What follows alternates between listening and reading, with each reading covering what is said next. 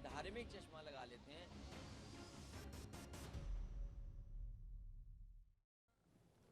नमस्कार, आप देख रहे हैं एएनबी न्यूज और मैं हूं आपके साथ चंद्रशेखर त्रिशूल। उत्तर प्रदेश में 2022 के विधानसभा चुनाव को लेकर सभी राजनीतिक पार्टियां अपनी अपनी जुगत में लगी है। इसी को लेकर सपा और बीजेपी की तरफ से लगातार आरोप प्रत्यारोप का दौर चल पड़ा है, जिसको लेकर यूपी के सीएम योगी आदित्यनाथ ने अखिलेश यादव को सपा सरकार के दौरान हुए दंगों को लेकर निशाना साधा। सीएम योगी ने कहा कि 2017 से पहले विकास के नाम पर लोगों को ठगा जाता था। इतना ही नहीं, सीएम योगी ने कहा कि एक समय था जब लोग प्रदेश में आने से पहले डरते थे, क्योंकि पहले प्रदेश में जगह जगह दंगे होते थे, लेकिन बीजेपी सरकार आते ही हमने प्रदेश को दंगा मुक्त किया है। तो वहीं अखिलेश यादव भी पलटवार करने में जरा भी पीछे नहीं रहे। उन्होंने भी बीजेपी की कमजोरी बनी लखीमपुर मामले पर हाथ रख दिया। अखिलेश ने कहा कि लोग भूले नहीं हैं जो केंद्रीय गृह राज्य मंत्री के बेटे ने किसानों को अपनी गाड़ी के नीचे कुचला है, इसीलिए जनता ने अब बदलाव का मन बना लिया है। लेकिन बात यहीं खत्म नहीं होती। सियासी दल चाहे जितना एक दूसरे पर आरोप प्रत्यारोप कर लें, लेकिन सवाल तो ये उठता है कि क्या यूपी की सियासत इसी तरह से आरोप प्रत्यारोप के सहारे चलती रहेगी, या फिर प्रदेश में वो समय भी आएगा जब सरकार के कामों को उनके नुमाइंदे नहीं बल्कि आम जनता गिनाएगी।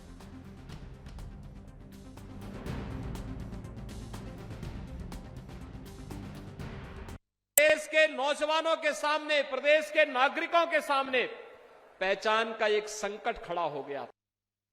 कहीं जाते थे लोग कहते थे कहां से आए हैं, तो अगर किसी ने उत्तर प्रदेश कह दिया तो लोग बड़ी हेद इससे देखते थे। कारण था यहां दंगा होता था, कारण था यहां सुरक्षा नहीं थी, कारण था यहां पर तुष्टीकरण की नीति के चलते यहां के सामाजिक ताने बाने को छिन्न भिन्न करने का कार्य कर दिया गया था। लेकिन भाइयों बहनों, 2017 के बाद प्रदेश में अब दंगा नहीं होता है, प्रदेश में गन्ना उगाया जाता है। व्यापारियों को धोखा दिया है। ये नफरत फैलाने वाले लोग, ये समाज में खाई पैदा करने वाले लोग, ये वो लोग हैं जो उत्तर प्रदेश को पीछे ले जाना चाहते हैं, डरा करके वोट लेना चाहते हैं। ये क्यों भूल जाते हैं भारतीय जनता पार्टी के लोग कि इन्हीं के गृह राज्य मंत्री की गाड़ी से किसानों को कुचला गया था। उन पे आरोप है इस बात का। क्या उत्तर प्रदेश के किसान भूल जाएंगे कि एक गृह राज्य मंत्री पर आरोप है, उनके बेटे पर आरोप है कि उनकी जीप से किसान कुचले गए? बताओ, क्या कोई जवाब है भारतीय जनता पार्टी के पास?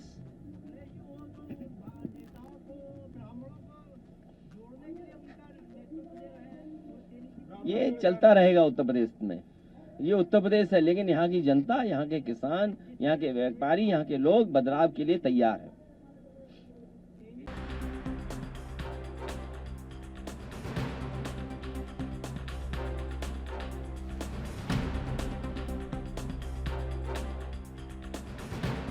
उत्तर प्रदेश में अब राजनीति अपने चरम पर है, क्योंकि चुनाव नजदीक है।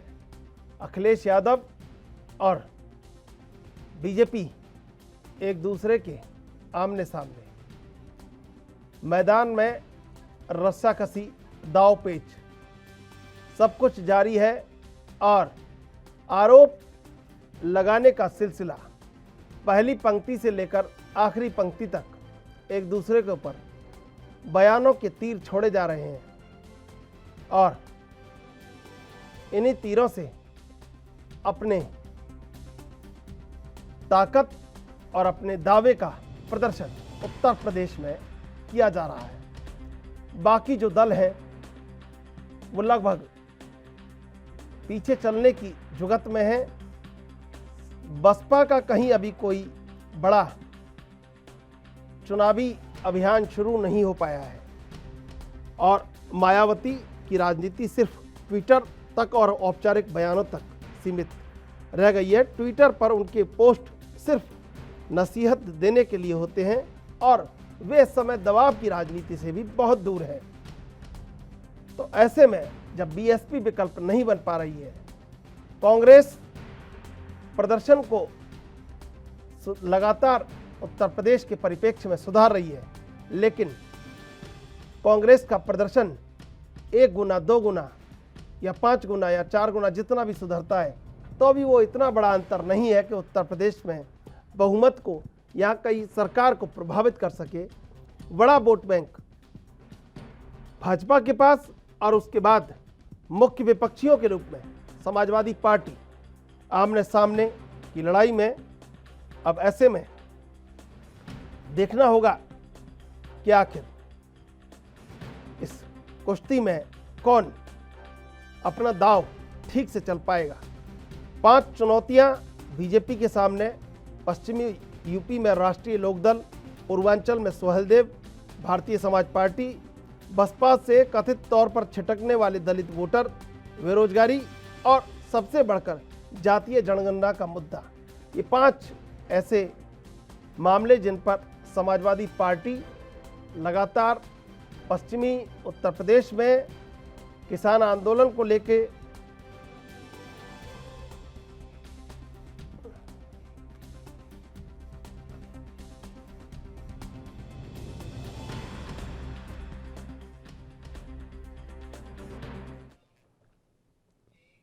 और इसी मुद्दे पर चर्चा के लिए हमारे साथ 2 मेहमान जुड़ चुके हैं। संदीप दुबे बीजेपी से, अरविंद विद्रोही राजनीतिक विश्लेषक। संदीप जी आपके पास आएंगे। संदीप जी, ये जो अब लड़ाई उत्तर प्रदेश में चल रही है वो बड़ा मुकाबला समाजवादी पार्टी और बीजेपी में माना जा रहा है। समाजवादी पार्टी और बीजेपी के बीच कोई मुकाबला नहीं था। हमने जो काम किया, हमारी जो सरकार की उपलब्धि है, हम सबको याद होगा 2015 में लगभग 10.9 जीबी 11 लाख करोड़ की बिजली वाला राज था। जब हमें वो राज मिला, आज 22 लाख करोड़ की बिजली वाला राज्य है और देश की दूसरी अर्थव्यवस्था है उत्तर प्रदेश, और ऐसी उभार हुई है। 2017 में यूपी इकोनॉमी के मामले 5वें नंबर पे था, लेकिन अब हम तमिलनाडु, गुजरात, कर्नाटक जैसे राज्य को छोड़ते हुए दूसरे नंबर में। तो 4 साल 4.5 साल के कार्यकाल के बाद राष्ट्रीय रैंकिंग में भी उत्तर प्रदेश नंबर 2 पे आया है। तो सरकार ने जितने काम किए उनकी उपलब्धियां जो है, प्रति व्यक्ति आय बढ़ी। 2017 में प्रति व्यक्ति आय 43,000 रुपये की, जो मांग बढ़ के 2021 में 94,495 रुपये प्रति व्यक्ति उत्तर प्रदेश में आए।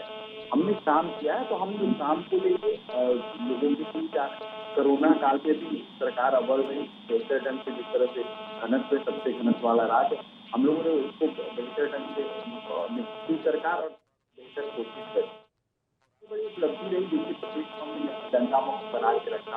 और मुख्यमंत्री, यशस्वी मुख्यमंत्री जी खुद इसकी पहल करी और हमारी जो लोगों ने 4 साल में कहीं से भी गंगा नहीं देखा। जो अपराधी थे, अपराधी की बेहतर प्रशासन। मैं बार बार इस विषय को कहता रहता हूँ कि प्रदेश के मुख्यमंत्री का अगर आकलन करना उसके कार्यकाल का कैसे कर सकते, उसका आकलन का यही तरीका है कि केंद्र सरकार की जो योजना है या राज्य सरकार, उनकी सरकारें जो योजना चलाई उसको अंतिम पैदान तक प्रचार मुक्त होकर अंतिम पैदान तक योजना का लाभ अंतिम व्यक्ति को मिला कि नहीं मिला। अगर वो मिला और मिलने व्यक्ति तक सफल रही योजना का लाभ, तो मैं मानता हूँ कि मुख्यमंत्री सफल मुख्यमंत्री, पढ़े लिखे लोग। हम इसको ये देखते हैं कि जो सरकार की योजनाएं थी, राज्य सरकार ने जो योजनाएं बनाई अंतिम व्यक्ति तक पहुंची और अंतिम व्यक्ति अपने को गौरवान्वित महसूस कर रही सरकार। दूसरी ओर सबसे बड़ी समस्या है क्योंकि कोविड का विश्व जो पटल जिस तरह से उत्तर प्रदेश सरकार को उसको बेहतर ढंग से कहते हैं कि प्रबंध किया और जो अव्यवस्था थी उसको व्यवस्थित करते हुए बेहतर। बिल्कुल आपसे करेंगे चर्चा। अरविंद विद्रोही जी, मैं आऊँगा आपके पास। संदीप जी मैं आपके पास आऊँगा। अरविंद जी देखिए, सत्ता जब होती है तो उसका एंटी इनकम्बेंसी फैक्टर भी होता है। कैसे देखते हैं कि बीजेपी में क्या क्या चुनौतियां हैं उत्तर प्रदेश में बीजेपी के पास चुनाव के दौरान? भारतीय जनता पार्टी के पास चुनौती अपने को साबित करने की है। एक बड़ा जनादेश मिला और डबल इंजन की सरकार है, और डबल इंजन की सरकार के साथ साथ हमको आपको नहीं भूलना चाहिए कि मोदी जी का एक जो करिश्माई व्यक्तित्व सामने आया गुजरात के बाद देश के पटल पर, वो बरकरार रहे। ये चुनौती पिछले 25 दिन से उत्तर प्रदेश के लिए क्योंकि चुनाव की कमान सीधे अब प्रधानमंत्री नरेंद्र मोदी जी ने अपने कंधों पर ले ली है।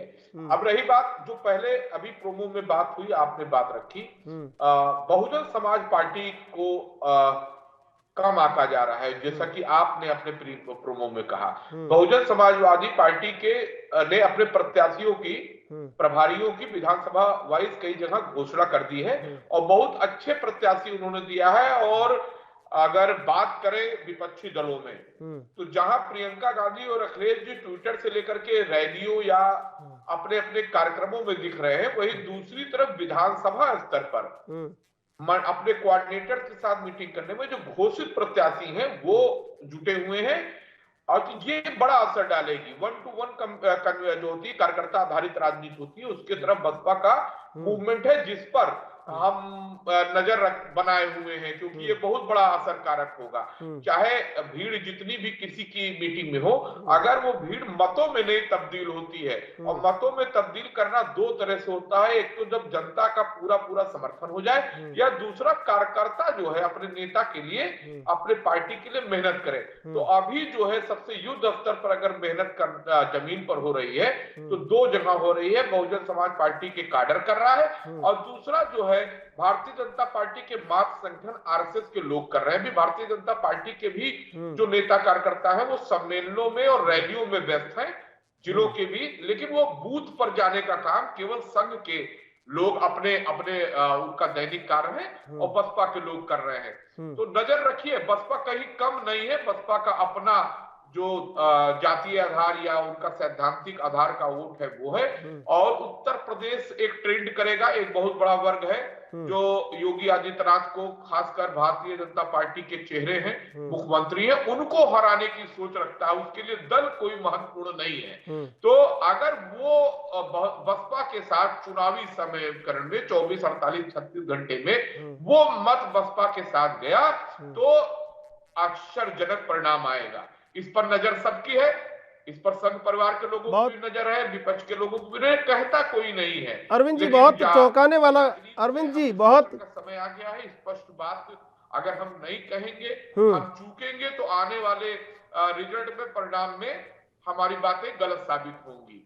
इसलिए सबको राजनीति के जो जमीनी रणनीति है उसमें बसपा जो है भाजपा के मुकाबले है, और मीडिया की बहसों में और रैलियों में उसको अगर प्रतिद्वंदा है तो कांग्रेस और सपा दोनों सेकंड लाइन पर आने के लिए लड़ रही है। लेकिन चूंकि योगी आदित्यनाथ जी, अमित शाह जी, प्रधानमंत्री जी अपनी रैलियों में सपा का नाम ले रहे हैं, इसलिए सपा का माहौल बन रहा है। और सपा का जितना माहौल बनेगा उतना फायदा अपने आप भारतीय जनता पार्टी को होगा, क्योंकि सपा के शासनकाल में जिस तरह कनेक्टिविटी भाजपा के लोग बड़ी खूबसूरती से अपराधियों से, भ्रष्टाचार से जोड़ देते हैं और सपा के लोग उसका कोई जवाब नहीं दे पाते हैं, ट्रैप में फंस जाते हैं। तो खेल जो है, पिच भी भारतीय जनता पार्टी तैयार कर रही है, उस पर वो अपने हिसाब से खेलती है, लेकिन इनके ट्रैप से बहुत दूर बहुजन समाज पार्टी है। अगर बहुजन समाज पार्टी को योगी आदित्यनाथ और भाजपा का दुर्विरोधी जो एक खेमा वर्ग वोट माना जाता है वो ट्रांसफर हुआ तो भाजपा के लिए सीधी चुनौती बसपा होगी, सपा और कांग्रेस पीछे चला जाएगा। बहुत बहुत चौंकाने वाला खुलासा किया है आपने अरविंद जी। आज ये जो विश्लेषण हम कर रहे हैं उत्तर प्रदेश के परिप्रेक्ष्य में, बहुत चौंकाने वाला खुलासा किया है। इस पर ध्यान नहीं जा रहा है लोगों का, जबकि बसपा काम कर रही है, कोई खुलासा नहीं है, सार्वजनिक वो मीटिंग कर रहे हैं। इसके पहले प्रबुद्ध वर्ग सम्मेलन उनके हो चुका है और बहुत सीजन्ड लोगों को इस बार टिकट दिया है बसपा ने। हम लोगों ने करीब 100 टिकटों की पूर्वांचल के अवध क्षेत्र की जांच की है, तो पाया है कि उन्होंने सर्जन को टिकट दे दिया, डॉक्टर्स को टिकट दे दिया है, जो समाज में सारे वर्गों में ग्राह है। और ये राजनीति में चौंकाने वाले फैसले से होते, भीतर ही भीतर काम कर रही। संदीप जी देखिए, चुनौती तो है आपके लिए, ऐसा नहीं है कि आप पहले जैसी मेजोरिटी की अपेक्षा करते हैं, लेकिन चुनौतियां हैं इस बार आपके पास।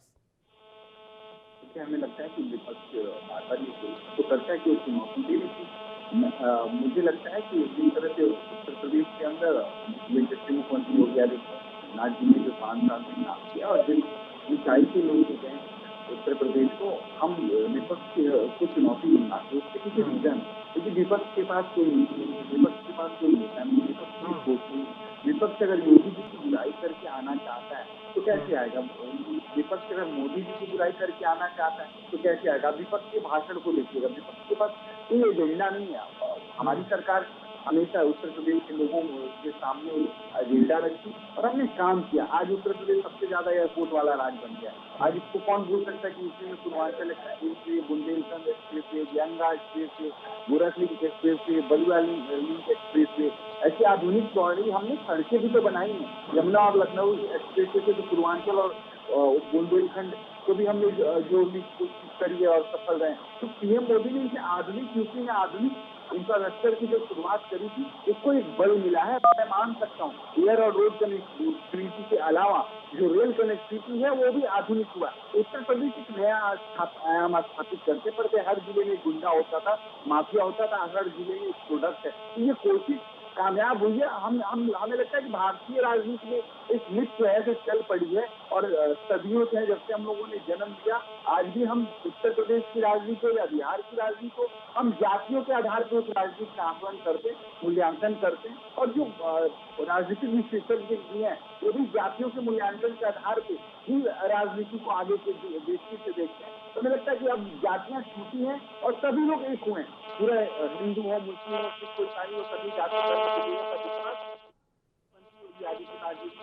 बड़ा है और हम जा रहे हैं। हम अपनी उपलब्धियों को जनता के बीच बता रहे हैं और चुनौतियां आज सरकार के सामने नहीं है। आज जरूरी है कि हम ये जो काम किया है, लोगों का दिल जीता है, जो स्वीकारता हमारे नेता योगी जी की बनी है, उन्होंने जनता का भरोसा वो जीतने में पहले कामयाब रहे हैं और 5 साल में जो काम किया हम फिर भरोसा जीतेंगे और कामयाब रहेंगे। हम पूर्ण बहुमत की सरकार दोबारा यशस्वी मुख्यमंत्री योगी आदित्यनाथ जी के नेतृत्व में बनाएंगे। जी अरविंद जी, आप कैसे देखते हैं कि जो पश्चिमी उत्तर प्रदेश में उठापटक चल रही है, बाकी वो अलग है, आरएलडी और सपा मिलकर काम कर रही हैं, तो वो आरएलडी को कितना फायदा हो सकता है? क्योंकि जाट और मुसलमान वहां पर एकीकृत हुआ है अब किसान आंदोलन को लेकर।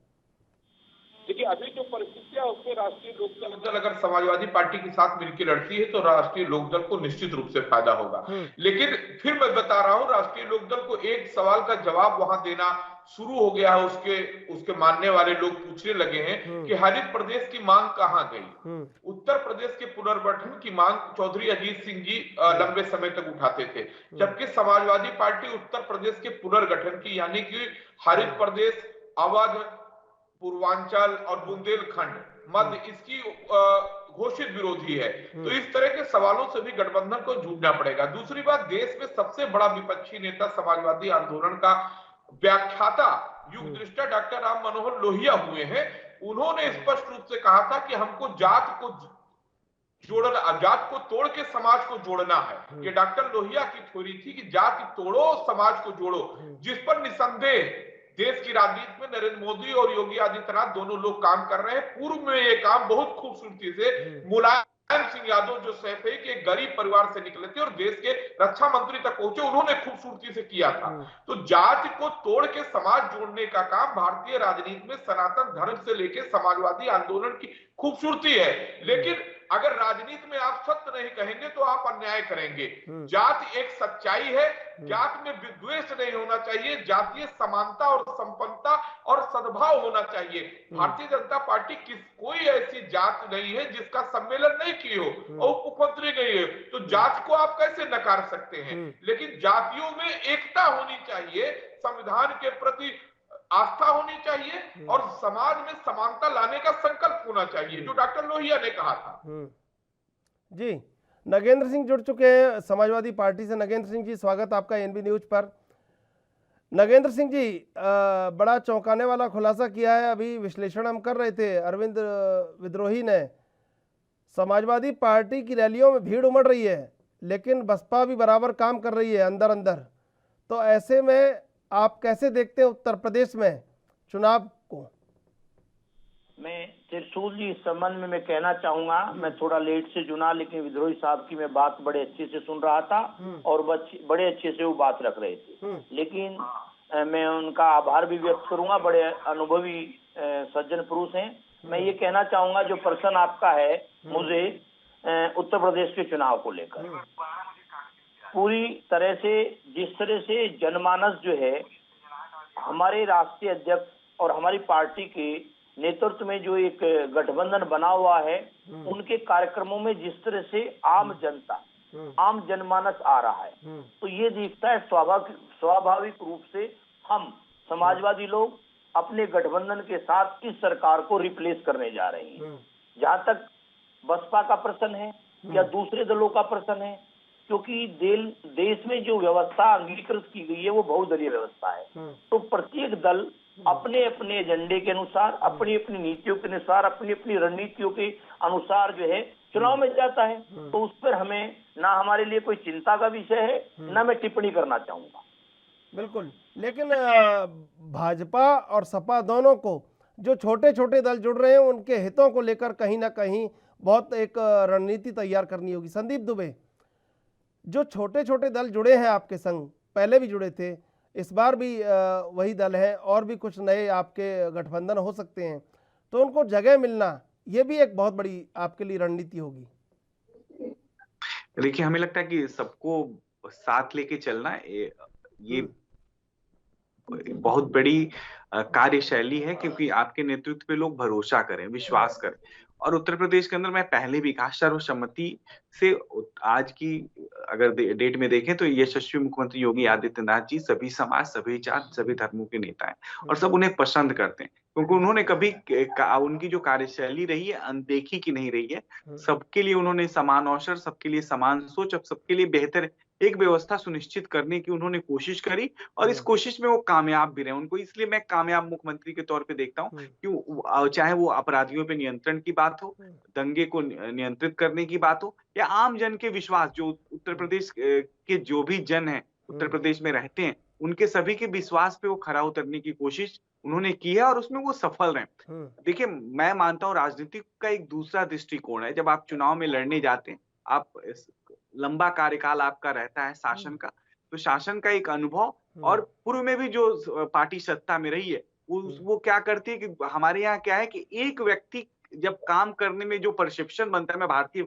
पॉलिटिक्स की परसेप्शन की बात करना चाहता हूं और इसमें आप सहमत होंगे कि एक सरकार नकारा साबित होती है तो दूसरी सरकार को जनता अवसर देती है, लेकिन उत्तर प्रदेश में ये सरकार सांस्कृतिक राष्ट्रवाद और आम जन को नई दृष्टि देने में सफल रही है। और इसी का नतीजा है कि मैं गर्व से कह सकता हूं कि पुनः भारतीय जनता पार्टी की सरकार आ रही है, क्योंकि उत्तर प्रदेश नहीं पूरे देश में भी जब भी राजनीति होता है तो आप देखते होंगे कि परसेप्शन विपक्ष बनाने की कोशिश करता है। कभी हम भी विपक्ष में होते हैं तो हम लोग भी यही काम करते हैं, जो सत्ता पक्ष के होते हैं उनकी बुराई करते हैं। लेकिन जब से यशस्वी प्रधानमंत्री नरेंद्र मोदी जी भारत की राजनीति में आए और प्रधानमंत्री बने, तब से ये परसेप्शन की पॉलिटिक्स खत्म हुई है और विपक्ष इस परसेप्शन की पॉलिटिक्स को कहीं ना कहीं उनकी बुराई करके बनाने की कोशिश कर रहा है, लेकिन आम जन के दिलों में घर बना नहीं पा रहा है। इसका यही नतीजा है कि विपक्ष हर जगह धाराशायी है, उसकी कोई बेहतर सोच नहीं है। मैं तो बार बार कहता हूं कि भारतीय जनता पार्टी में आप बुराई देखिए, अच्छी बात है, उसके नेता में बुराई देखिए, अच्छी बात है, आप विपक्ष में है उसकी आलोचना करिए, अच्छी बात है, लेकिन उससे अच्छी दृष्टि कहां से आप लेके आओगे? उससे अच्छी दृष्टि आपके पास नहीं है। आप सिर्फ योगी जी को इसलिए बुरा भला कह रहे हो कि उनके बुरा भला कहने पे जो उनसे नाराज लोग होंगे आपको वोट दे देंगे, लेकिन बेहतर उनसे एक लकीर खींचने की आवश्यकता होती, बेहतर एक दृष्टि होती, तो शायद उत्तर प्रदेश नहीं देश की राजनीति में एक नई व्यवस्था का जन्म होता। तो हमें लगता है कि विपक्ष पूरी तरह से हताश है, निराश है, उसके पास कोई दृष्टि नहीं है और योगी जी की बुराई करके विपक्ष को सत्ता नहीं मिल सकती, ये बात तय है। इसलिए मैं कह सकता हूं कि जो 5 साल में हमने काम किया है, जो सरकार की हमारी उपलब्धियां रही हैं, हम लोग जन जन तक पहुंचाने का काम कर रहे हैं और इसको हम आंदोलन बना के पहुंचा रहे हैं। हमारे सारे नेता हो, चाहे केंद्र के नेता हो या जिले स्तर के हो या गांव ग्रामीण बूथ स्तर के हो या प्रदेश के नेता हो, खुद हम लोग जन जन तक अपनी योजनाओं को पहुंचाने का काम कर रहे हैं और हम इसमें सफल हुए हैं, मैं मान सकता हूं, और सफल होंगे। इसलिए मैं पुनः कह सकता हूं कि यशस्वी मुख्यमंत्री योगी आदित्यनाथ जी की पुनः सरकार बनेगी और स्पष्ट बहुमत से बनेगी और समाजवादी पार्टी या और जो छोटे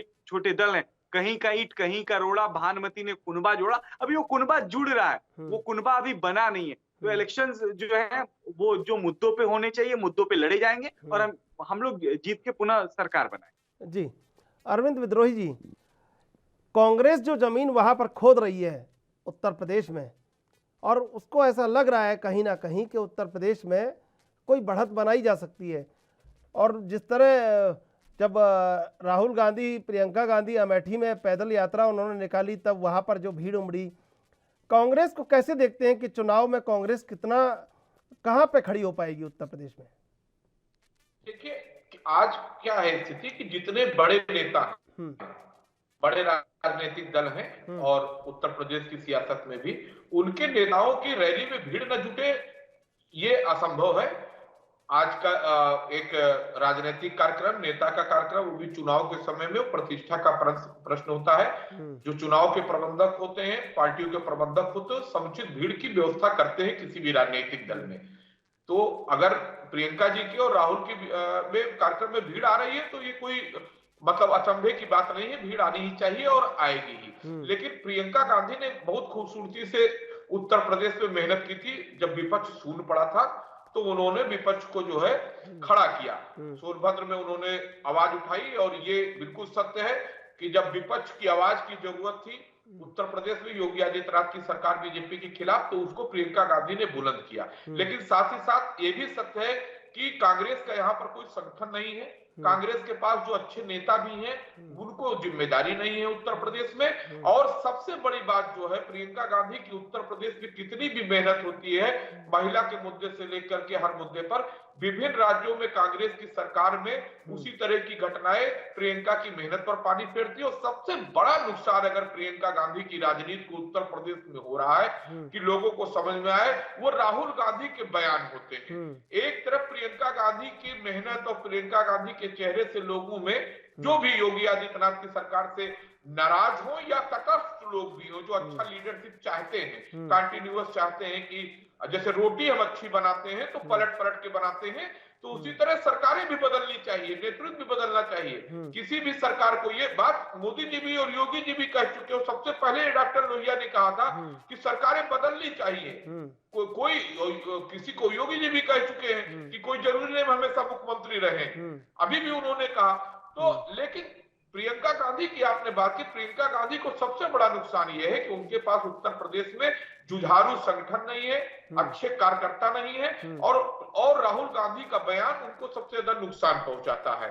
और अगर समाजवादी पार्टी के साथ एक चुनौती है, अगर सरकार बनाने की नौबत आई, पूर्ण बहुमत सपा को नहीं मिला, तो चाहे जयंत चौधरी जी हो और चाहे राजभर हो या और लोग हो, ये लोग उस समय बार्गेनिंग करेंगे। जयंत चौधरी जी भी अभी जब तक सपा की सरकार थी सपा की बुराई करते थे और अभी कुछ दिन पहले कैबिनेट मंत्री थे। तो बहुत खूबसूरती से ये करना होगा समाजवादी पार्टी को कि अपने सिंबल से अपने छोटे दलों को लड़ावें। क्योंकि देखिए अमित शाह जी जैसा आदमी, योगी आदित्यनाथ जैसा आदमी जब राजभर को नियंत्रित नहीं रख पाया, अभी संजय निषाद भी अपने मन से बयान दे देते हैं, तो एक चुनाव के बाद की स्थिति अगर सरकार बनने के तो अखिलेश जी के सामने ये भी खड़ी होगी। और राजनीति एक दिन का खेल मनोरंजन है नहीं, लगातार इसमें स्थितियां बदलती रहती हैं। अभी की स्थिति वही है कि चुनाव शुरू हो गया है, सभी दल मुस्तैद हैं, लेकिन जमीन पर मेहनत करने की सबको जरूरत है। जी नागेंद्र सिंह जी, देखिए बहुत बड़ी बात कही है अरविंद विद्रोही ने, और आपको समझना होगा कि जिनको भाजपा मैनेज नहीं कर पाई उनको आप कैसे मैनेज कर लेंगे, एक बात तो ये है। और दूसरा, कहीं ना कहीं जैसे खुद अखिलेश यादव ने कहा है कि मुझे डिप्टी सीएम से कोई परहेज नहीं है, लेकिन ये डिप्टी सीएम कितना आपके साथ चल पाएंगे, ये बड़ी बात है।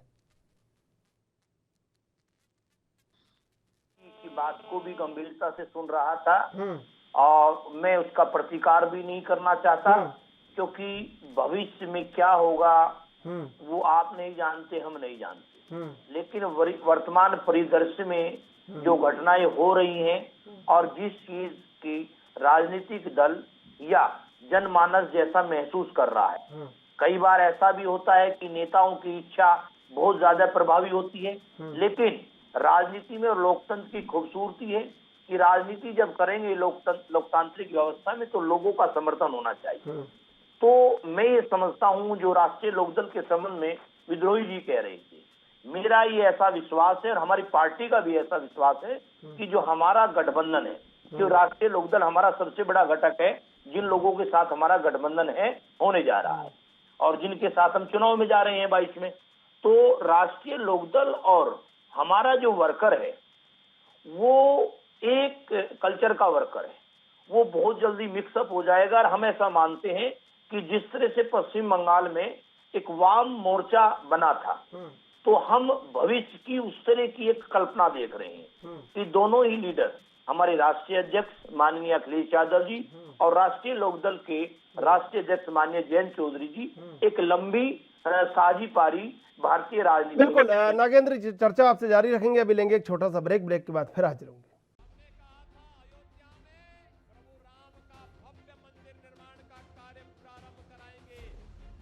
जैसे ही चुनाव आता है ये धार्मिक चश्मा लगा लेते हैं।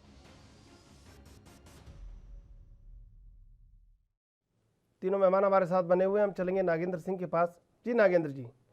जी, तो मैं ये कहना चाहूंगा कि जो हमारा जो गठबंधन है वो स्थायी होगा और देश की राजनीति को, प्रदेश ही नहीं देश की राजनीति को एक नई दिशा देने का प्रयास करेगा। हम विश्वास के साथ जाएंगे, विश्वास के साथ, एकाग्रता के साथ लोगों के बीच जाएंगे और हम लोगों को जो विश्वास दिलाएंगे, और पूरी मेरा ऐसा विश्वास है कि उस विश्वास को हम भविष्य में भी बना के रखेंगे। जहाँ तक गठबंधनों का, दलों का टूटना, गठबंधन नहीं है, कांग्रेस सबसे पुरानी पार्टी है, उसमें भी कई मर्तबा विभाजन हुआ है, पूरा वर्टिकल विभाजन हुआ है, तो भविष्य में क्या होगा वो संभावनाएं बनी हुई है। दूसरा, अगर भारतीय जनता पार्टी जो दावा करती है हम पार्टी विद डिफरेंस भी हैं और हमारी संगठनात्मक शक्ति सबसे मजबूत है और हम बिल्कुल जो हमारे बड़े लीडर होते हैं उनको इस तरह से तथ्य बनाते हैं, तो एक लंबी फहरिस्त है कि भारतीय जनता पार्टी के लोगों भी फ्रिक्शन हो गए, विभाजन हो गए, चले गए। कल्याण सिंह उत्तर प्रदेश में इसका बड़ा स्पष्ट सा उदाहरण है। तो हम ये सोचते हैं वक्त के अनुसार और जैसा एक माहौल बनाया जा रहा है बार बार अभी भारतीय जनता पार्टी के हमारे साथी सांस्कृतिक राष्ट्रवाद की बात कर रहे हैं। सांस्कृतिक राष्ट्रवाद ठीक है, इनका अपना एजेंडा है, लेकिन इस सांस्कृतिक राष्ट्रवाद के नाम पे किया क्या जा रहा है ये भी जनता समझ रही है और देख रही है।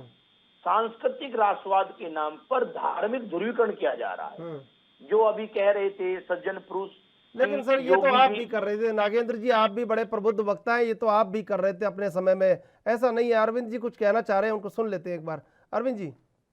देखिए जो सांस्कृतिक राष्ट्रवाद की भी बात हो रही है, इसके पीछे जाना चाहिए, समझना चाहिए। सांस्कृतिक राष्ट्रवाद का जो सबसे बड़ा चेहरा अभी भी चुनाव में प्रभु राम को रखा जा रहा है, तो राम, शिव और कृष्ण विश्व की महानतम आत्माओं में से एक है। डॉक्टर राम मनोहर लोहिया ने 1952 में कहा। रामायण मेला की शुरुआत चित्रकूट में सबसे पहले आजाद भारत में डॉक्टर लोहिया ने कराया, और डॉक्टर लोहिया ने शिव, राम और कृष्ण एक पूरी व्याख्यान दिया। उसकी किताब उपलब्ध है लोहिया ट्रस्ट में, सारे वे कि कैसे मथुरा से मदुरै का संबंध, कैसे शिव, राम और कृष्ण कैसे पूरे भारत की आत्मा में है शक्ति, और शिव नदियां साफ करो। डॉक्टर लोहिया ने कहा यही तो सांस्कृतिक राष्ट्रवाद भारतीय जनता पार्टी आज कह रही है। समाजवादी जो आंदोलन की विचारधारा थी उसके एक बहुत बड़े हिस्से पर काम भारतीय जनता पार्टी नरेंद्र मोदी के नेतृत्व में कर रही है। उस विरासत को समझने की और उस पर अपना साधिकार जताने की जरूरत है। जब अखिलेश यादव की सरकार थी, उत्तर प्रदेश मुख्यमंत्री थे, उन्होंने एक वृद्धों की यात्रा शुरू की थी, समाजवादी श्रवण यात्रा। उस समय भी मैंने एक लेख लिखा था, हिंदुत्व के नए चेहरे बनते अखिलेश यादव, और वो बहुत चर्चित लेख हुआ था, बहुत अच्छा काम था। आज भी उस काम को कभी कभी अखिलेश जी गिनाते हैं, भूल जाते हैं। दरअसल बहुत बढ़िया बढ़िया काम करने के बाद भी अगर आप सीना ठोक करके अपनी सांस्कृतिक विरासत को कहने में और परहेज करेंगे किसी भी कारण से, तो कोई दूसरा उसको लेके चला जाएगा। हम अपने घर के बुजुर्ग का ख्याल नहीं रखेंगे, कोई पड़ोसी या पट्टीदारी का आदमी हमारे बुजुर्ग को सेवा करने लगेगा और बुजुर्ग का आशीर्वाद उसको मिल जाएगा। ये हो रहा है। लोहिया और अंबेडकर का नाम ट्वीट्स में योगी और मोदी जी लगातार लेते हैं।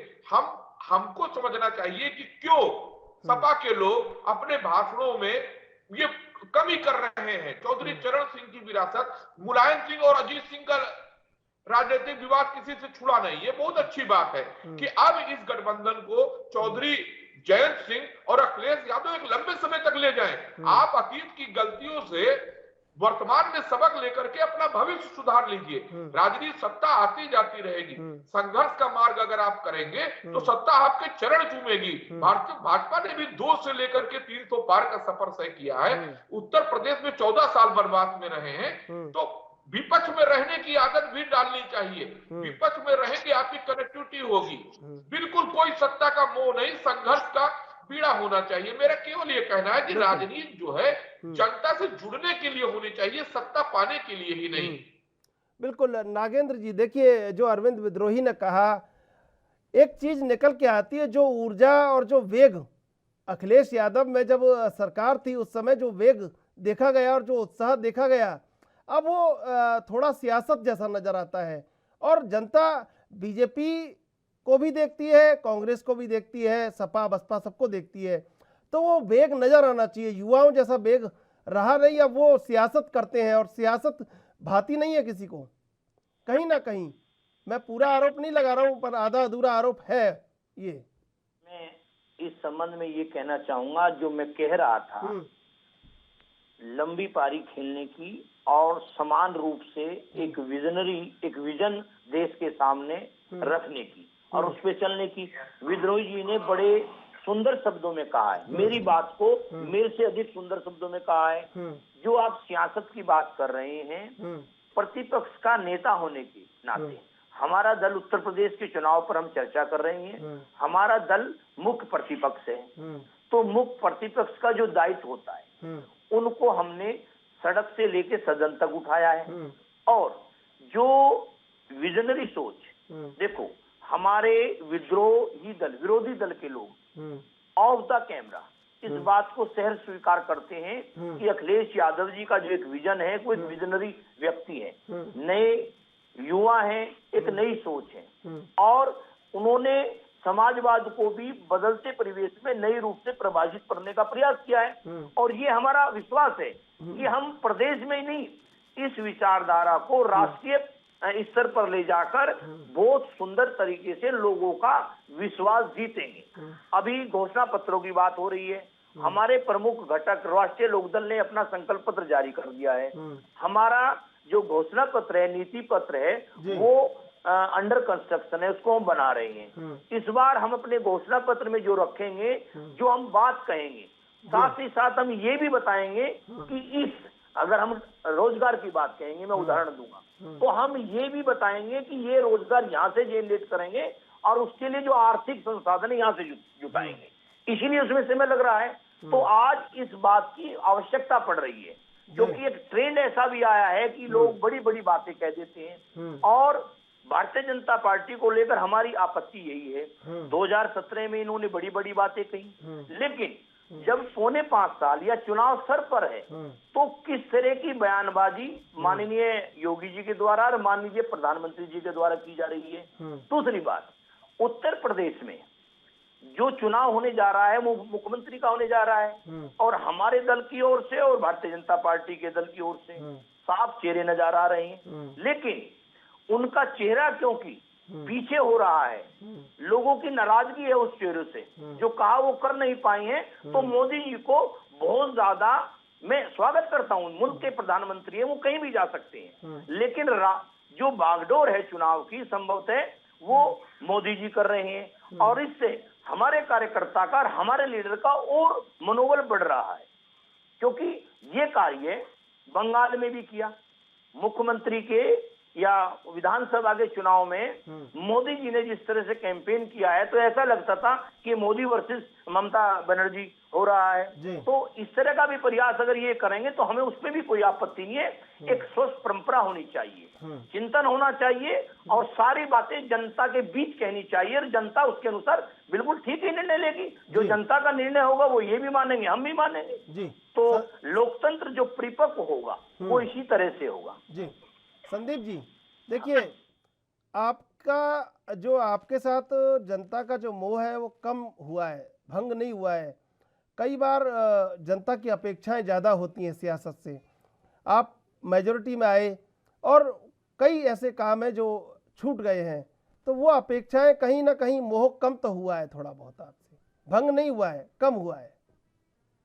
मैं बिल्कुल समाजवादी पार्टी के साथी की बात जो है, जिस तरह से अपना पक्ष रख रहे थे, मैं उनकी सराहना करूंगा। लेकिन पश्चिम बंगाल में हम जीरो से वहाँ ममता दी की कांग्रेस थी, लेफ्ट थी, उसको आज हम दूसरी सबसे बड़ी वहाँ पार्टी है, विपक्ष की सबसे बड़ी पार्टी है। ये हमारी उपलब्धि है। हमने वोट प्रतिशत 6% से लेके सीधे हम लोग 39% तक गए, कहीं कहीं 50% भी वोट मिला, उससे ऊपर भी वोट मिला। तो हर राजनीतिक पार्टी का काम है कि वो एक लक्ष्य निर्धारण करे और बेहतर समाज के सामने जो भी बेहतर आदर्श हो, बेहतर रास्ते हो, उसकी लकीर खींचे और स्वस्थ और हेल्दी लोकतंत्र की शुरुआत हो। क्योंकि आने वाली पीढ़ी को हमें एक आदर्श तो देना है, सबको मिलके देना हो। कोई भी विचारधारा हो, सभी विचारधारा की अपनी एक खासियत होती है और कोई भी विचारधारा किसी विचारधारा से छोटी बड़ी नहीं होती है। उन विचारधाराओं से आम जन को फायदा होता है। तो आम जन को जोड़ के ही तो लोकतंत्र की परिकल्पना होती है। उत्तर प्रदेश के अंदर योगी जी हों या मोदी जी हों, यशस्वी प्रधानमंत्री जी, या हम सब लोग हों, हम लोगों ने जो कोशिश करी, हम लोगों ने माफियाओं को उनकी जाति, स्थान और धर्म के आधार पर कानूनी ढांचे के अंतर्गत सख्ती से नहीं निपटा। हमने अपराधियों की जाति धर्म नहीं देखी, जो भी अपराधी था उसके साथ हमने सख्ती से निपटा। और इसका एक बहुत बड़ा संदेश उत्तर प्रदेश में गया और सरकार ने 1800 करोड़ के आसपास की जो संपत्तियां थी उसकी जब्त की और अपराधियों के खिलाफ कार्रवाई करी। तो एक बहुत बड़ा संदेश गया। उत्तर प्रदेश अपराध मुक्त बनाने में उत्तर प्रदेश को, और उत्तर प्रदेश के लोगों में एक विश्वास पुलिस प्रशासन के प्रति बढ़ी है। पुलिस प्रशासन की जवाबदेही बढ़ी है, वो पार्टी देख के कार्रवाई नहीं करते। दूसरी बात है कि जो 4.5 साल में हमने 42 लाख के आसपास लोगों को घर दिया, या आपदा में हमने 24 घंटे के अंदर जो लोग मुआवजा बनता था उनको मुआवजा पहुंचाने की योगी जी ने कोशिश करी। 4.5 वर्षों में हमने राज्य के लोगों की जो डीबीटी के माध्यम से 5 करोड़ रुपया दिया था, और अभी भी हम लोगों ने पारदर्शिता के साथ 4.5 लाख युवाओं को रोजगार दिया है। तो हम जो सरकार एक बेहतर कर सकती है वो करने की कोशिश हुई। हाँ, देखिए सरकार को करना क्या है, सरकार को हम कैसे चुने कि वो सरकार हमारे हित में है या नहीं है। उसमें 2-3 चीजें, एक तो बेहतर कानून व्यवस्था, दूसरा आम जन कितना उस राज्य में सुरक्षित है, तीसरा आम जन को सरकारी योजनाएं या जो योजनाएं चल रही उसमें उसको लाभ मिला या नहीं मिला,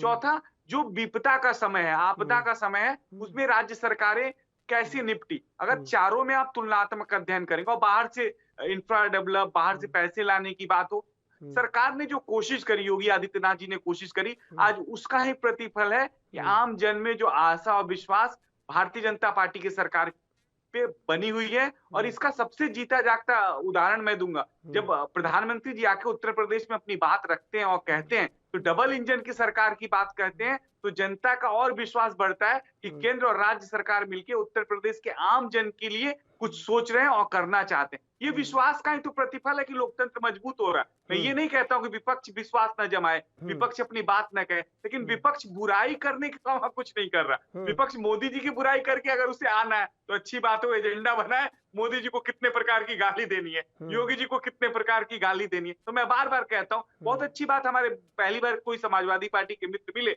और जिन्होंने इस विषय को रखा कि हम भी अपनी योजना लेके आ रहे हैं, हम जनता के लिए क्या कर सकते हैं। तो एक हेल्दी, बहुत अच्छा लोकतंत्र ऐसे ही बनता है कि युवाओं को, जो नई पीढ़ी है जो मोबाइल से जुड़ गई है, इंटरनेट से जुड़ गई है, वो नेताओं के भाषण नहीं सुनती, वो ये देखती है कि समाज के लिए कौन सा नेता, कौन सा उसका हीरो, उसके लिए क्या करने वाला है और उससे कौन सी उसको दृष्टि मिलेगी। तो हम सब राजनीतिक पार्टियों को अपना लक्ष्य निर्धारित करके आम जन को एक दृष्टि देने की जरूरत है। और ये मानना पड़ेगा, भ्रष्टाचार कम करने की आवश्यकता अभी भी है शासन व्यवस्था में। मैं खुल के ये बात कहता हूँ, अभी भी जो अधिकारी हैं लापरवाही करते हैं, ये भी खुल की बात करते हैं, क्योंकि उन सबकी लापरवाही पे नियंत्रण लगाने की जरूरत है। अधिकारी जातियों में भी बटे हुए हैं, उनको भी जातियों से देश प्रेम उनके अंदर भरना पड़ेगा। लेकिन ये सब तब होगा जब देश पहले वाली बात आएगी हम सबके अंदर, कि हम राष्ट्र पहले रख के सोचें, उसके बाद व्यक्ति आता है और बाद लास्ट पार्टी आती है। इस तरह बात रख के हम सोचेंगे तो सही मायने में उत्तर प्रदेश में और बेहतर होगा।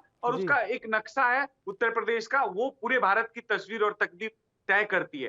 तो मैं यही चाहता हूँ, मैं व्यक्तिगत तौर पे हम सब युवा यही चाहते हैं। लेकिन आज हम अस्त्र के रूप में यशस्वी मुख्यमंत्री योगी आदित्यनाथ जी को देख रहे हैं और ऐसा लगता है हमें भी कि हाँ, उन्होंने हमारे सपनों को पूरा किया, हम युवाओं के सपनों को पूरा किया। इसलिए गर्व से मैं जब भी बात कहता हूँ तो गर्व से कहता हूँ कि उत्तर प्रदेश में पुनः भारतीय जनता पार्टी की सरकार है।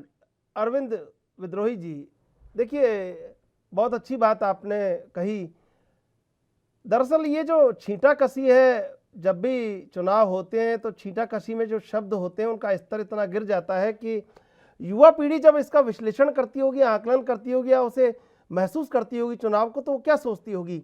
और अब दरअसल पिछले 1 महीने से आप देखते जा रहे हैं शब्द बराबर गिरते जा रहे हैं और छींटाकशी भी निम्न स्तर की होती जा रही है।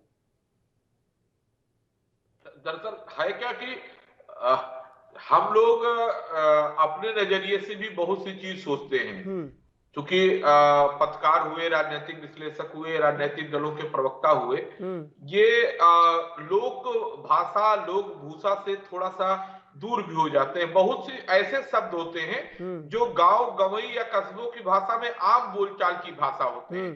जब वो सार्वजनिक पटल पर आते हैं तो हमको आपको लगता है कि यह शोभनीय संसदीय शब्द है, क्योंकि वो बड़े पटल पर, व्यापक पटल पर आते हैं। लेकिन जनता के लिए उन शब्दों का महत्व सिर्फ इतना होता है कि जैसे एक हवा आई और चली गई, आम बोल। लेकिन वो बोलचाल कहीं भी जो एक सिविल सोसाइटी मानी जाती है, सब समाज मानी जाती है, उसमें नहीं, कि उससे राजनेताओं को बचना चाहिए।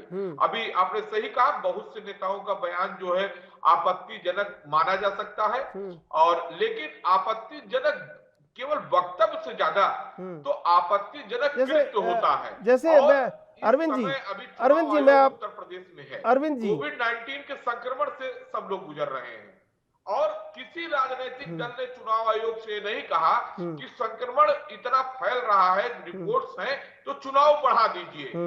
भाजपा को दोबारा सत्ता चाहिए, सपा को फिर से चाहिए, कांग्रेस को चाहिए, बसपा चाहिए। कोई जनता के स्वास्थ्य के लिए चुनाव को टालने की अपील नहीं किया है।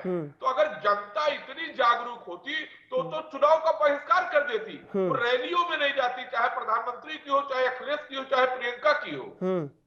ये लोकतंत्र के नाम पर जनता के जान की बलि लेने का जो प्रहसन है रैलियों में, किसी की भी रैली हो, इस संक्रमण में तो राजनीतिक गतिविधियां रोक देना चाहिए, लेकिन नहीं रुक रहा है। तो राजनीति में हम लोग चर्चा करेंगे, ये लोग राजनीतिक कृत्य करेंगे, हम लोग उस पर चर्चा करेंगे, मजबूरी है, डेमोक्रेसी है।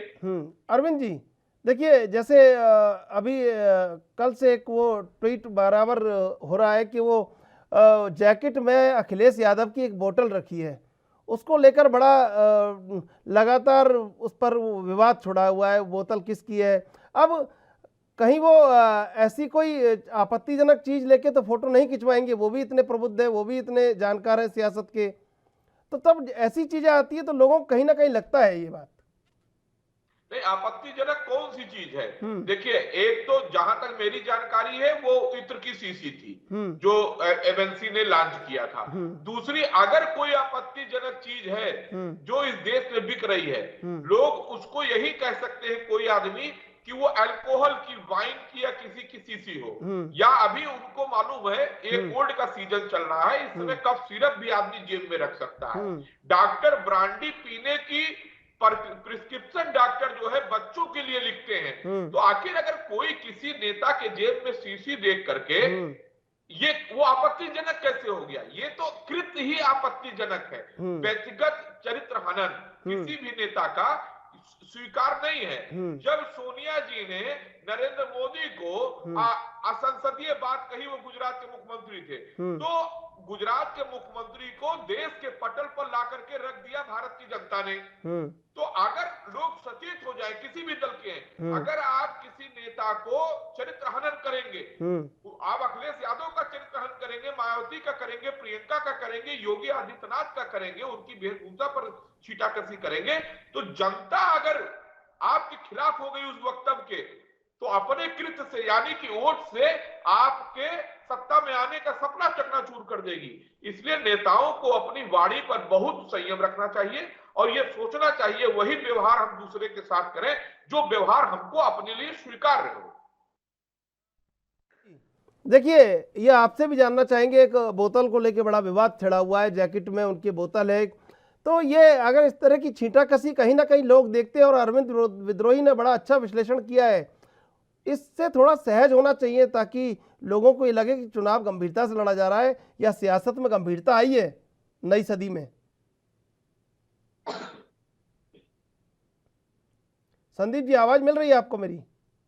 हाँ, मुझे मिल रही। देखिए, मैं तो ये राजनीति में एक ही बात कहूंगा, हम सबके अच्छे और बुरे कर्म से हमारा राष्ट्र प्रभावित होता है। हम सब लोग को मिलके किसी भी क्षेत्र में हम हो, हमें अपना आदर्श रखना चाहिए, ताकि लोग हमें जो हीरो मानते हैं, हमारे अनुयायी होते हैं, वो हमें एक बेहतर समझे, उनके मन में कोई संशय न हो, क्योंकि हम सब लोगों को कहीं ना कहीं आने वाली राजनीति से बहुत आशाएं रहती हैं, और हम राजनीति को ही बुरा बनाने में लगे होते हैं। हम नेताओं को ही बुरा कहते हैं, लेकिन सच्चाई यही कि समाज का जो रोल मॉडल है वो आज भी नेता ही है।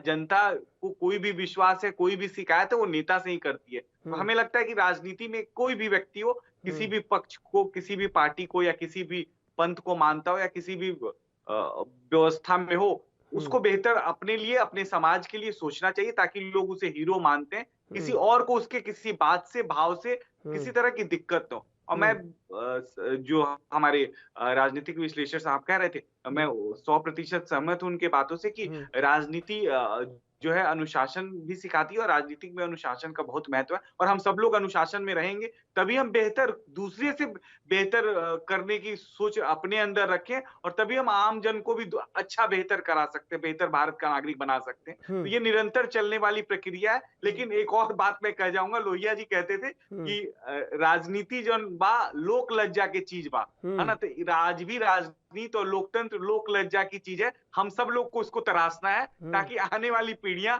हमसे बहुत कुछ सीख पाए। बिल्कुल। नागेंद्र जी, देखिए, जितनी अच्छी बातें हम कर रहे हैं उतनी अच्छी बातें सियासत में होती नहीं है, और छींटाकशी लगातार जारी रहती है।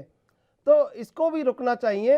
अगर एक स्वस्थ लोकतंत्र को हम चाहते हैं कि एक स्वस्थ लोकतंत्र देश में पनपे, कहीं ना कहीं प्रदेश में पनपे, तो उसके लिए हमें ये भी करना होगा।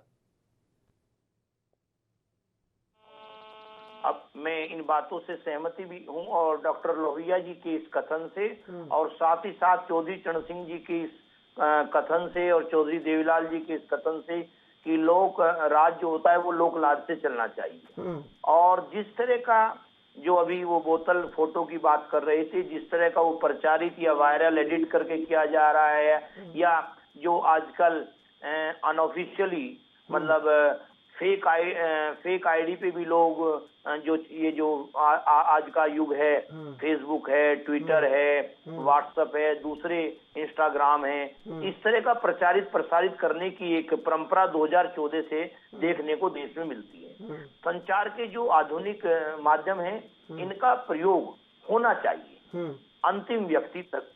सूचना का युग है, हर बातें पता होनी चाहिए, लेकिन किसी बड़े व्यक्ति, साफ सुथरे व्यक्ति या बड़े लीडर या सार्वजनिक जीवन के व्यक्ति, भले ही वो राजनीतिक रूप में कार्य ना कर रहा हो, सामाजिक क्षेत्र में कार्य कर रहा हो, आध्यात्मिक शैक्षिक क्षेत्र में कार्य कर रहा हो, उसका इस तरह से चरित्र हनन करना नहीं चाहिए। ये एक गलत परंपरा है। दूसरा जो आपका प्रश्न था कि आप कह रहे थे बातें अच्छी होती हैं, लेकिन वो व्यवहार में नहीं आ पाती। जब समाज में, चाहे वो राजनीतिक दल हो या जिस समाज में हम रह रहे हैं, जब जो बुराइयां पनप जाती हैं, अगर हम उसका किसी भी पटल पर उस बुराई को लेकर चर्चा कर रहे हैं, तो निश्चित रूप से समाज गंभीर है और उस बुराई को दूर करने की आवश्यकता है। तो हम पहल करेंगे, और बिल्कुल स्पष्ट रूप से, अगर खास तौर से 17 और 19 में कैटेगराइज नहीं करूंगा अपने दल को या किसी दूसरे दल को।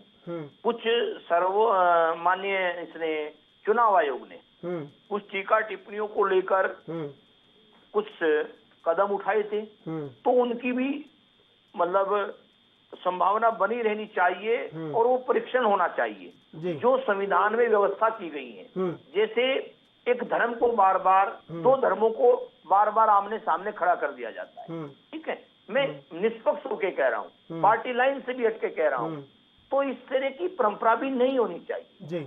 जब संविधान में एक व्यवस्था कर दी गई कि स्टेट का, भारत जो स्टेट है, इंडिया जो स्टेट है, उसका कोई रिलीजन नहीं होगा, उसका कोई धर्म नहीं होगा, तो इस बात को सबको मानना चाहिए। लेकिन बार बार बहुसंख्यक धर्म को लेकर ये राष्ट्र होना चाहिए, ये राष्ट्र होना चाहिए, ये राष्ट्र होना चाहिए, तो इसका मतलब हम एक कैडर ऐसा तैयार कर रहे हैं अब जो बड़ा प्रबुद्ध, और हमारे जो संविधान की रचना की गई है उसके जो रचनाकार थे वो मनीषी लोग थे। बिल्कुल। समय कम रह गया है, मैं अरविंद जी से भी कमेंट लूंगा। अरविंद जी, आपसे मैं ये जानना चाहता हूं कि ये जो धारा 144 लगाई जा रही है, बार बार मुझे पूछना पड़ रहा है, लगातार 2 दिनों से नाइट कर्फ्यू लगाया जा रहा है, ओमिक्रॉन का खतरा है, ऐसे में कैसे देखते हैं चुनावी तैयारियों को? देखिए, चुनाव की तैयारी तो हो रही है, लेकिन ये आम जनता को भी प्रधानमंत्री जी ने अपनी मन की बात में कहा था कि सबसे बड़ी बात है कि आपकी वैक्सीन लगी हो, आप मास्क पहने, सैनिटाइज करें और व्यक्तिगत सुरक्षा पर ध्यान दें। मतलब रैली का आयोजन होगा, प्रधानमंत्री जी की भी रैली होगी, अमित शाह जी की भी होगी, योगी जी की भी होगी, अखिलेश भाई की भी होगी, बहन मायावती जी की भी होगी, प्रियंका की भी होगी, राहुल की भी होगी। व्यक्तिगत सुरक्षा आप खुद करिए, अपनी रक्षा आप करो, शिव शक्ति का जाप करो। साथ साथ देश के प्रधानमंत्री कह चुके हैं। अब जिन राजनीतिक कार्यकर्ताओं को लगता है कि हमको योगी जी की रैली में जाने पर या अखिलेश जी की रैली में जाने पर कोविड-19 का संक्रमण नहीं होगा, वो जाएं। या जिनको लगता है कि जाना जरूरी है तो मास्क लगा के जाए, सैनिटाइज करे, आकर के स्टीम ले ले, भाप ले ले। अपनी सुरक्षा का इंतजाम तो एक सजग नागरिक के रूप में राजनीतिक कार्यकर्ताओं को ज्यादा करना चाहिए, पत्रकारों को ज्यादा करना चाहिए और आम जनता को भी अवेयर करना चाहिए। ये अगर ये भी चेतना आ जाए चुनाव में, तो चुनाव ठीक है, चुनाव की व्यवस्था आप कर सकते हैं, लेकिन जो अभी आपाधापी दिख रही है वो ठीक नहीं है, जीवन के हित के लिए ठीक नहीं है, देश के 24 उत्तर प्रदेश के 22-24 करोड़ नागरिकों के लिए ठीक नहीं है कि चुनाव के नाम पर आप संक्रमण को फैला दीजिए और फिर सोचिए कि मुख्यमंत्री कौन बनेगा। जी बिल्कुल। संदीप जी, नगेंद्र जी, अरविंद विद्रोही जी, आप तीनों का बहुत बहुत धन्यवाद डिबेट में जुड़ने के लिए। सियासत जरूरी है और चुनाव मजबूरी है, लेकिन आम जनता को अपनी सेहत का ख्याल खुद रखना होगा, क्योंकि फैसला इस बात पर है कि मुख्यमंत्री कौन बनेगा। बहरहाल देश विदेश की ताज़ा तरीन खबरों के लिए आप देखते रहिए ANB न्यूज।